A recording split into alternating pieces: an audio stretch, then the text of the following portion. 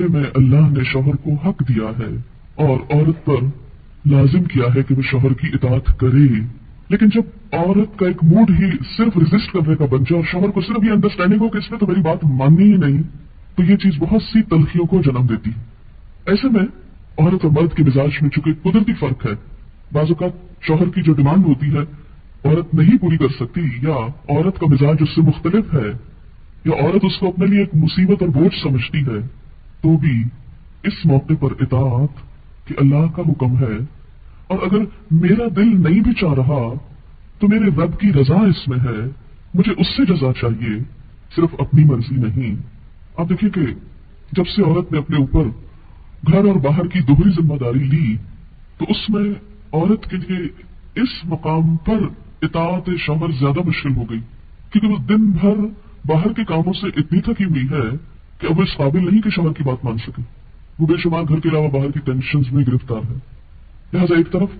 اپنا گھر خراب کر رہی ہے، چاہے ایک شوہر کو اگر روز نہ ہی سننی پڑے تو اس کی توجہ لازمن باہر جائے گی، وہ کہیں اور دیکھے گا، ذمہ دار کون ہوگا، اور دوسری طرف اللہ تعالیٰ کی ناراضگی بھی۔ اللہ کی رضا شوہر کی رضا میں ہے اور اللہ کی ناراضگی شوہر کی ناراضگی میں ہے۔ ہاں یہ الگ بات ہے کہ اگر شوہر ناروا زیادتی کرتا ہے اور بالکل بے رحم ہے یا ایسا کو مطالبہ کرتا ہے کہ جو ناجائز میں آتا ہے، وہ تو نہیں پورا کرنا، جسے آپ کو بتایا گیا کہ فطری طریقے کے علاوہ کوئی بھی ایسا طریقہ خواہ وہ شوہر اور بیوی کے درمیان ہی کیوں نہ ہو اسے حرام قرار دیا گیا، چاہے وہ عمل قوم لوط سے ملتا ہو یا اورل سیکس ہو، یہ تو ناجائز ہے ہی، لیکن فطرت کے دائرے میں، اور اس میں بنیادی چیز جو باہم کاؤنٹ کرتی ہے وہ باہم ایک دوسرے کے ساتھ کوآپریٹ کرنا ہے، ایک دوسرے کے مزاج کو سمجھنا ہے اور ایک دوسرے کے ساتھ تعاون ہے۔ لیکن آپ دیکھیں کہ ہمیشہ آئیڈیل صورتحال نہیں ہوا کرتی، ہر شخص اتنا کنسیڈریٹ نہیں ہوتا، لیکن اللہ تعالیٰ نے عورت کو جہاں شوہر کو باہر کی مشقت دی نا، کتنی مشقت ہوتی ہے گرمی میں، دھوپ میں، اب مثلاً ہر شخص کا ایئر کنڈیشن آفس تو نہیں ہے کہ وہ وہاں بیٹھ کے کام کر رہا ہے، بہت سے مرد سڑکوں پہ سڑکیں بنا رہے ہیں دھوپ میں کھڑے ہو کر، کچھ کھیتوں میں کام کر رہے ہیں، کٹائیاں کر رہے ہیں فصلوں کی، کوئی اور مکان بنا رہے ہیں، دھوپ میں کام کر رہے ہیں، تو مرد اگر سارے دن کی باہر مشقت کرتا ہے تو وہ بھی ایک پینفل کام ہے، اور اس نے محنت کی اور بیوی کے لیے سارا آرام فراہم کیا، کھانا پینا باقی ضروریات۔ اب اگر بیوی کو اس کا مطالبہ پورا کرنے میں تھوڑی تکلیف ہو رہی ہے تو کیا ہوا کہ موڈ نہیں یا دل نہیں مان رہا تو کیا ہوا، نہ صحیح، لیکن اس کے باوجود جو عورت یہ سمجھتی ہے کہ میں اپنے موڈ کے خلاف جا کر بھی اگر اپنے شوہر کو راضی کرتی ہوں تو یہ میرے رب کی رضا حاصل کرنے کا ایک ذریعہ ہے، تو آپ دیکھیں کہ یہ وہ چیز ہے جس کا صلہ آپ کو اللہ دنیا میں دے دے گا، کیونکہ آپ یہاں صرف شوہر کی نہیں اللہ کی بھی اطاعت کر رہی ہیں، کیونکہ ایک مسلمان عورت کو اس کے رب نے یہ حکم دیا ہے،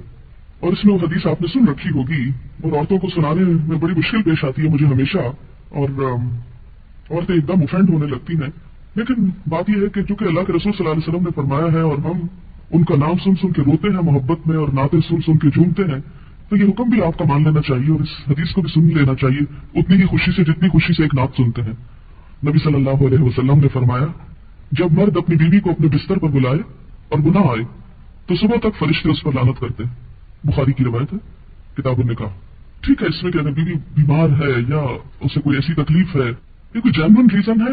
تو اس میں اللہ تعالیٰ اتنے بے رحم نہیں ہے کہ وہ دیکھ رہے ہیں کہ ایک عورت بخار میں پڑی ہے اور اس کا شوہر اس سے مطالبہ کر رہا ہے اور عورت نے نہیں مانا تو اس پہ لعنت بھجوانی شروع کر دی جائے، نہیں، یہاں ایک نارمل حالات کی بات ہے، ایک عام حالات میں ایک عورت اگر اطاعت نہیں کرتی یا بات نہیں مانتی، اور اسی لیے ایک اور حدیث ہے حضرت ابو ہریرہ کہتے ہیں کہ آپ صلی اللہ علیہ وسلم نے فرمایا اگر عورت کا خاوند اس کے پاس موجود ہو تو وہ اس کی اجازت کے بغیر نفلی روزہ نہ رکھے، تو گویا شوہر کی اطاعت نمبر ایک عام روزمرہ زندگی کے کاموں میں کوآپریشن، اطاعت بمانا کوآپریشن ہے، طوعاً کا مطلب ہوتا ہے خوشی سے کام کرنا، نمبر دو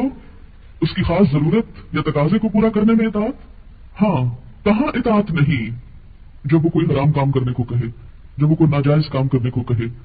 جب وہ اللہ اور اس کے رسول صلی اللہ علیہ وسلم کی مرضی کے خلاف کام کرنے کو کہے، لا طاعت لمخلوق فی معصیت الخالق، مخلوق